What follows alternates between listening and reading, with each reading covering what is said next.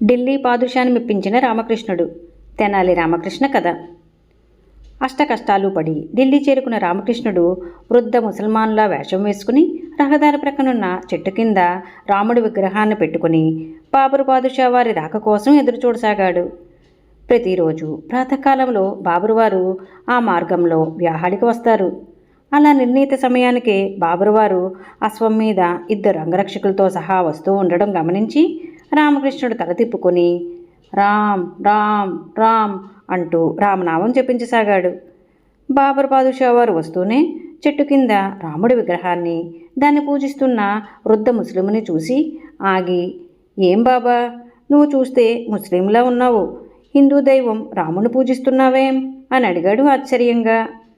రామకృష్ణుడు సలాం చేస్తూ, మా బాబరు పాదుషా వారి పాలనలో హిందూ ముస్లింలు సమానం, అందుకే మా పాదుషా వారిని చల్లగా చూడమని హిందువులు రాముణ్ణి పూజిస్తున్నాను అని చెప్పాడు. పాదుషా వారు ఉత్సాహంతో శబాష్ బాబా శబాష్ అన్నారు.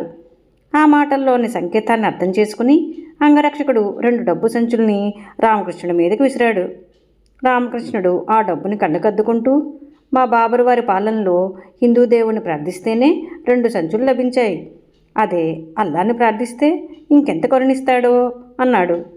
పాదుషా వారు మళ్ళీ శబాష్ శబాష్ అన్నారు. మళ్ళీ 2 సంచులు విసిరాడు అంగరక్షకుడు. రామకృష్ణుడు మళ్ళీ సలాం చేస్తూ, మా బాబరు వారి పాలనలో రాముడైనా రహీమైనా ఒకే విధంగా కరుణిస్తారు, మత సామరస్యం పాదుషా వారి ఎలుబడిలో వెల్లువిరుస్తోంది అన్నాడు. పాదుషా వారు మరింత ఉత్సాహంగా శబాష్ శబాష్ అన్నారు. డబ్బు సంచులు అయిపోయినట్లు సైగ చేశాడు అంగరక్షకుడు.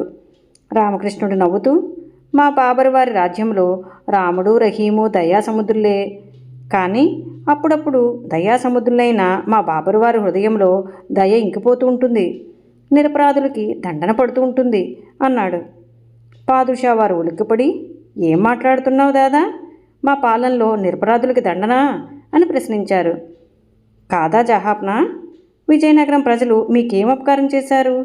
విజయనగరం ప్రభువులు కూడా హిందూ ముస్లిం సమానత్వం పాటిస్తూ మిమ్మల్ని మీ పరిపాలనని ఆదర్శంగా తీసుకున్నారే, అలాంటి వారి మీదకి బహుమనీ సుల్తాన్ల చెప్పుడు మాటలు నమ్మి తమ గజబలాన్ని పంపటం అధర్మం కాదా?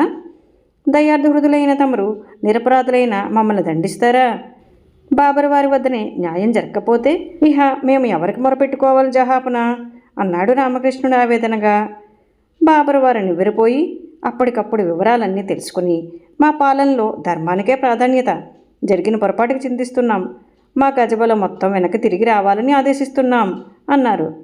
రామకృష్ణుడు సంతోషంతో సలాం చేస్తూ, మా రాముడు మీ రహీముడు ఎక్కడో లేడు జహాపనా, మీలోనే ఉన్నాడు, సలాం సలాం జహాపనా అన్నాడు కృతజ్ఞతలతో. ఈ కథ మీకు నచ్చినట్లయితే లైక్ చేయండి, షేర్ చేయండి. మరిన్ని మంచి కథల కోసం మా సంపత్ ఛానల్ని సబ్స్క్రైబ్ చేసుకోండి.